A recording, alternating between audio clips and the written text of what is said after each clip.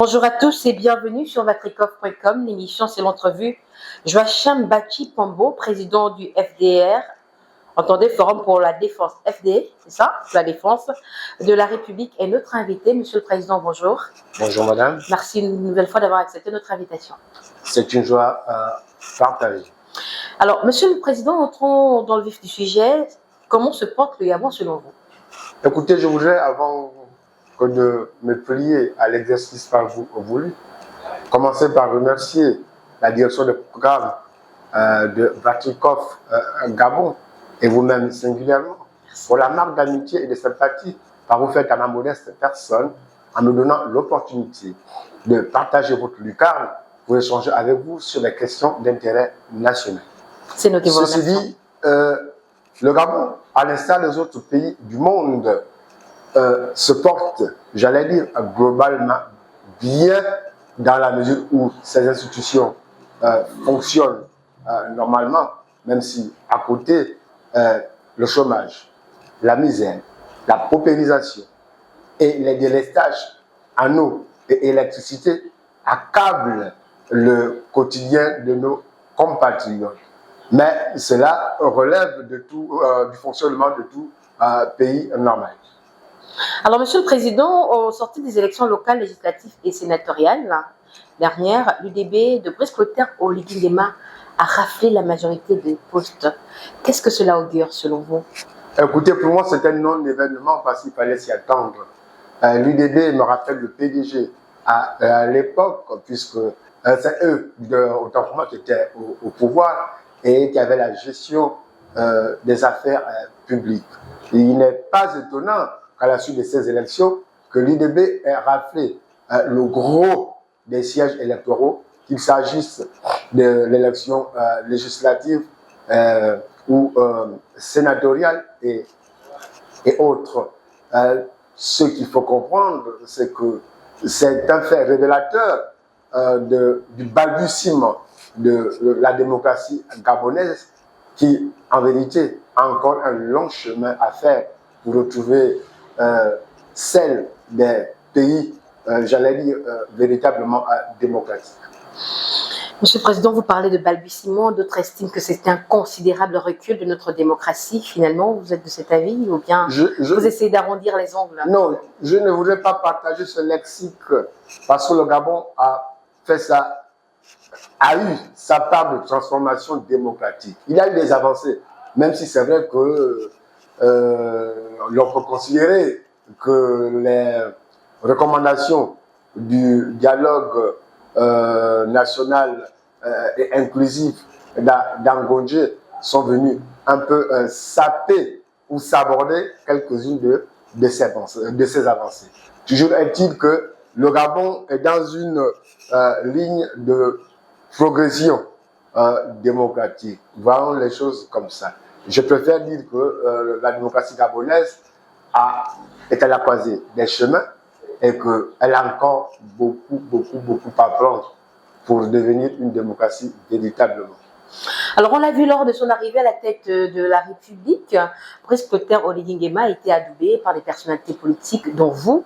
L'UDB a vu le jour. À quand votre ralliement, Monsieur le Président, au sein de cette force politique? Je vais être honnête avec vous. J'ai discuté personnellement de cette question avec le Président de la République, Brice-Clotaire Oligui Nguema, lors d'un échange qu'il m'a fait l'honneur de m'accorder dans les locaux de l'Union démocratique des bâtisseurs d'ailleurs. Et je crois que j'ai clairement exprimé, pourquoi pas, la possibilité pour moi, non pas d'intégrer l'UDB, mais de continuer à le servir, à le soutenir à la place qui est la mienne, c'est-à-dire au sein de ma formation politique, le Forum pour la défense de la République. Toujours est-il qu'en politique, rien n'est figé. Parce que vous savez tout comme moi que la politique est d'abord et avant tout une question d'intérêt. L'intérêt, ce ne serait pas également d'aller aux côtés du président, de l'accompagner, de faire ses louanges au quotidien? Ben, je l'accompagne déjà du mieux que je peux. Il vous souviendra que nous avons, Forum pour la défense de la République, fait le sacrifice de nous saborder circonstanciellement au profit du rassemblement des bâtisseurs, qui était le principal véhicule politique ayant accompagné le président Oligui dans le cadre de la campagne de l'élection présidentielle d'avril 12 avril 2025 et les résultats obtenus par lui sont révélateurs de l'implication de l'ensemble des forces vives, notamment des partis politiques, 82 au total, qui ont battu campagne pour que l'on en arrive à ce faramineux résultat de près de 95%. Monsieur le Président, on va changer de registre. On peut parler également d'un fait, la taxe forfaitaire sur l'habitation, qui fait jaser quand même, il faut le dire. Êtes-vous pour ou contre? Écoutez, je suis de nature à ne pas ressasser le passé. Je conviens avec vous que cette problématique a cristallisé l'attention du peuple gabonais à juste titre. D'ailleurs, parce qu'il était inconcevable pour nous qu'après avoir tout fait pour faire obtenir notre candidat, Brice Oligui Nguema, un score, j'allais dire monumental, comme celui que je venais déjà d'évoquer, les 95%, et qu'on en arrive à vouloir faire payer aux Gabonais une taxe forfaitaire d'habitation, alors que nous savons tout, c'est-à-dire que les conditions de la matérialisation qui devaient amener au paiement de cette taxe ne sont pas réunies. Notre pays est mal urbanisé. C'est difficile, même lorsque vous cherchez un parent, de le retrouver à travers une numérotation. Et les services, j'allais dire annexes ou connexes, qui logiquement sous-tendent le paiement de cette taxe, ne sont pas véritablement, j'allais dire, posés. Pourquoi doit-on payer cette taxe? Ça, c'est ce que je peux dire de prime abord. Mais en même temps, je ne suis pas contre le paiement d'une taxe dans la mesure où elle participe de l'effort national. Mais encore que faut-il que cette taxe soit juste et qu'elle ne fasse pas la part belle aux nantis. Parce que quand on observe bien les choses, ce sont les pauvres qui en paieront le prix fort. Et c'est dommage, parce que cette loi a déjà été votée, la loi est passée, la loi c'est la loi, maintenant nous devons la subir, malheureusement. Joachim Bachie-Pombo, président du FDR, Forum pour la défense de la République, est notre invité sur vatrecoff.com. Monsieur le Président, on va également parler de ce phénomène qui fait également beaucoup de bruit dans les foyers, sur la toile, depuis plusieurs jours. C'est le sujet des crimes rituels. Le cas du Petit Cameroun, le dernier en date, démontre un petit peu, selon de nombreux Gabonais, le niveau d'insécurité dans lequel nous vivons. Quels commentaires vous en faites? Écoutez, cela ne pose pas qu'un problème d'insécurité. C'est aussi un problème de conscience collective. Qu'est-ce qui pousse les uns les autres à vouloir tuer les gens dans la quête d'une élévation en dignité? Ça sonne faux, ce n'est pas normal. Je suis contre, et c'est pourquoi je viens à nouveau d'interpeller le gouvernement au vu de la recrudescence de ce phénomène ignoble qui n'honore pas notre pays, à envisager le retour de la peine de mort. Ce serait pour moi la seule manière de dissuader les uns les autres d'en venir à cette extrémité. Comme ça, ils auront, avant de poser leurs actes, à réfléchir 2 ou 3 ou 4 fois. Sachant bien que si on franchit le Rubicon, la mort aussi nous guette.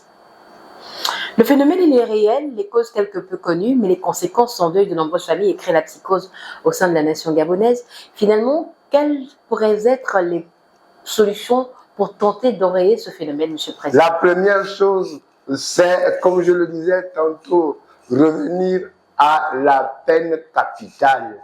Ça, c'est de 1. Mais il faudra aussi mettre à côté, pourquoi pas des campagnes d'éducation, de sensibilisation, de conscientisation, de moralisation et inviter, j'allais dire, l'ensemble des forces vives de la nation à y participer. J'entends par là mettre à profit le clergé, les associations et ONG à caractère humanitaires qui font dans ce registre pour interpeller la conscience collective sur la nécessité de ne pas céder à ce genre de tentation. Ce n'est pas parce qu'on tue quelqu'un que forcément ce pourquoi l'Onganga ou je ne sais pas sur qui nous aura demandé de faire trouvera, j'allais dire, un écho favorable. Ou alors que nous serons forcément, j'allais dire, nommés. Il ne faut pas oublier que celui qui nomme est d'abord et avant tout un être humain et que tout pouvoir en réalité vient de Dieu. Voilà. Que l'on ne se laisse pas tenter par ce genre d'entreprise ignoble qui, logiquement, cause la peine de nos concitoyens. C'est dommage que lorsque un Gabonais se réjouisse, qu'à côté, il en ait d'autres qui pleurent. Pourquoi? Ben parce que des êtres humains ont décidé de mettre fin à la vie d'un autre être humain parce qu'ils recherchent le pouvoir. Monsieur le Président, une sortie, un an, une déclaration, il s'agit de Xavier, Junior Xavier Ndondon, un compatriote qui a ouvertement accusé une communauté de préparer un coup d'État.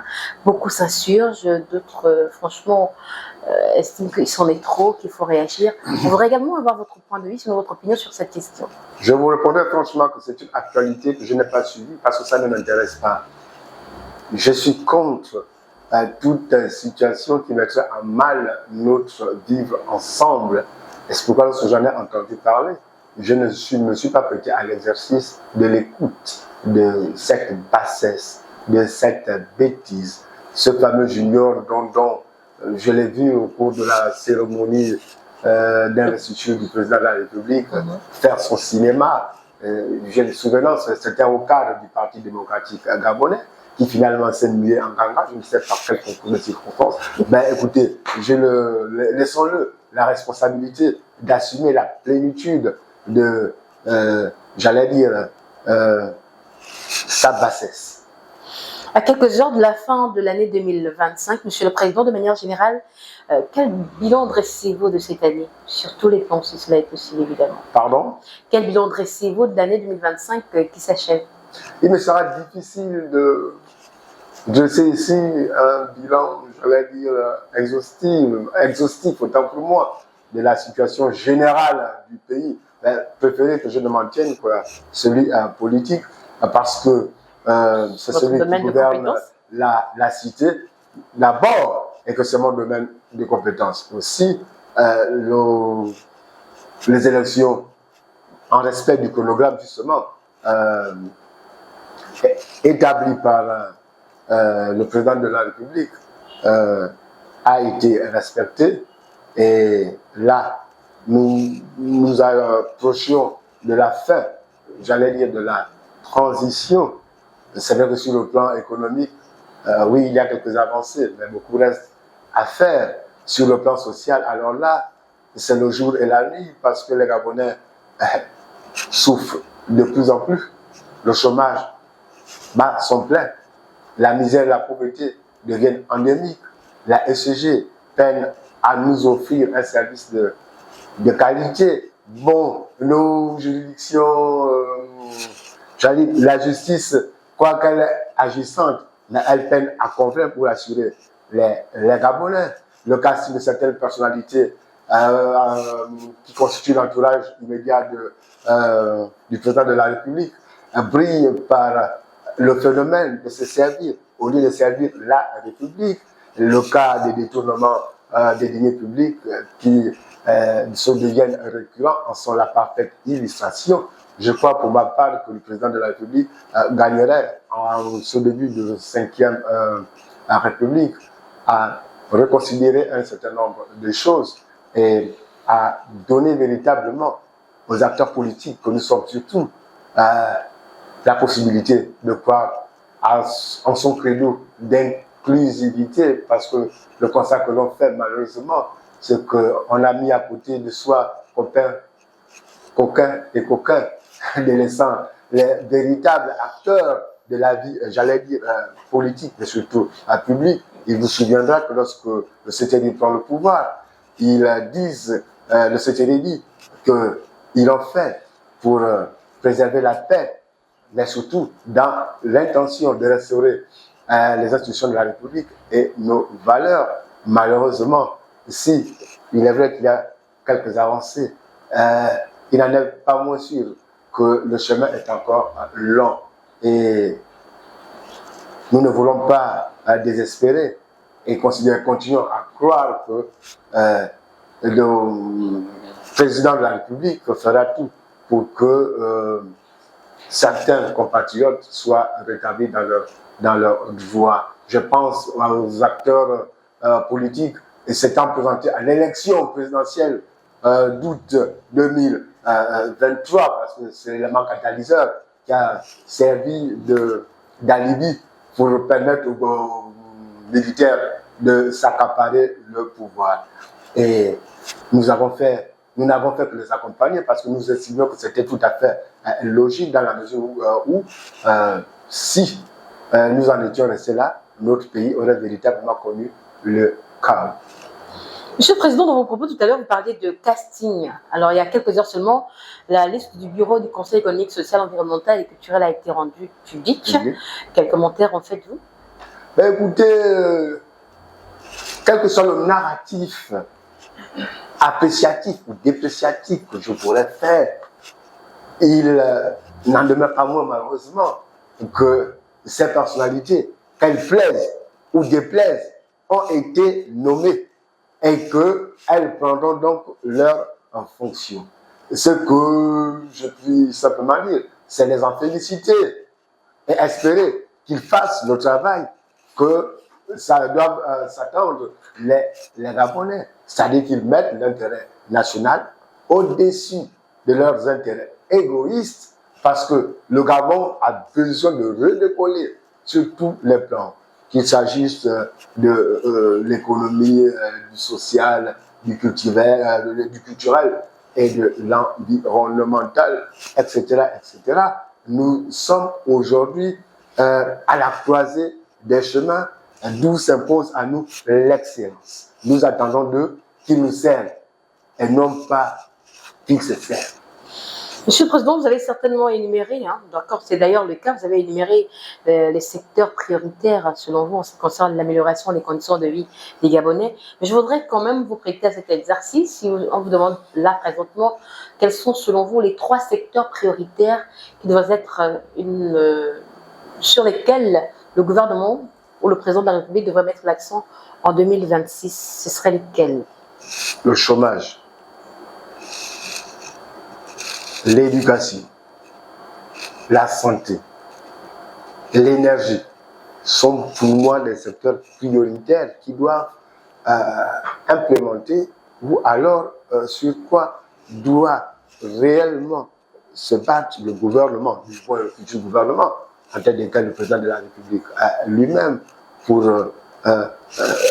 mettre, j'allais dire, en place des conditions de mieux vivre et de meilleure existence de nos populations qui en pâtissent le jour le jour. Il y a trop de misère chez nous. La demande sociale est assez forte. Aujourd'hui, on a comme l'impression que les Gabonais ne vivent plus, mais ils survivent. Ce n'est pas normal dans un pays où, des riches, où logiquement, ces citoyens sont considérés comme tels à l'extérieur, mais on ne ressent pas au quotidien la richesse de ces compatriotes-là. C'est un paradoxe qu'il va falloir nécessairement gommer. C'est pourquoi j'insiste sur la nécessité de l'instauration de ce que j'appelle le revenu universel garanti. Une idée que j'ai mis en avant lors de ma campagne à l'élection présidentielle d'août 2023. C'est la mise en place de cette taxe pour avoir des effets, j'allais dire, positifs sur le vécu des Gabonais. Je pense qu'on peut puiser sur les 18% de parts obtenues par la famille Bongo dans le pétrole gabonais pour le redistribuer au peuple. C'est ça une façon aussi de procéder à la justice sociale. Et devrait permettre aux Gabonais de se sentir de plus en plus fiers d'être Gabonais et d'appartenir à cette grande nation qu'est le Gabon. Au moins, ils pourront continuer à rêver Chacun de nous a eu sa part de rêve, du moins à l'époque de mon beau-père, et même sous Ali Bongo. Il faut que l'on continue ici. Ainsi, ce n'est pas normal que lorsque M. Oligui vient, sa venue au pouvoir, c'était beaucoup, j'allais dire, d'espoir pour de nombreux compatriotes. Or, le constat que l'on fait, sans vouloir critiquer X, Y ou Z, c'est que malheureusement, les riches deviennent de plus en plus riches et que les pauvres deviennent de plus en plus pauvres. C'est une tare qu'il faut gommer. Monsieur le Président, pour terminer cette interview, quelles sont vos perspectives pour l'année 2026? Écoutez, l'année 2026, pour moi, devra être l'année d'une introspection réelle sur le plan positif pour essayer de voir où j'ai joué ou quelles sont les raisons pour lesquelles ma formation politique n'a pas pu, j'allais dire, satisfaire à la première exigence qu'elle s'était offerte, donnée autant pour moi à la sortie de l'élection présidentielle. Bon, cela peut se comprendre aussi. Nous savons dans quelles conditions tous ces députés aujourd'hui ou sénateurs élus l'ont été. Donc, parle aujourd'hui de députés de la procuration ou de la transaction, toute chose qui n'est pas fausse. Mais vous savez, les Gabonais n'aiment pas aussi qu'on leur dise la vérité. Alors, ce qui m'intéresserait, c'est que chacun se mette à sa place pour comprendre que même si on est député, on n'est pas un député, j'allais dire, ordinaire, dans la mesure où toutes les conditionnalités nécessaires pour la tenue d'élections véritablement libres et transparentes et équitables ne l'ont pas été, n'ont pas peur de mots pour le dire. Je le dis et le redirai toujours, même si je dois me faire, comme c'est déjà le cas, beaucoup d'ennemis sur la scène politique. Je voudrais rester droit sur mes votes pour dire la vérité, parce que c'est la vérité qui conduit au sommet. Merci, Monsieur le Président. C'est ici que l'on s'arrête pour cette émission, à moins que vous ayez autre chose à ajouter. Mais écoutez, je voudrais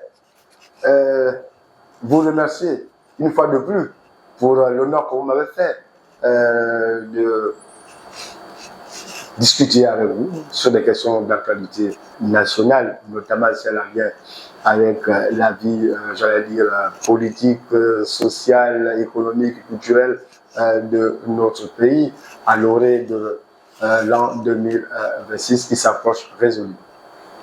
Joachim Bachi Pombo, président du FDR, entendez Forum pour la défense de la République, était notre invité. Merci, Monsieur le Président. C'est moi qui vous remercie.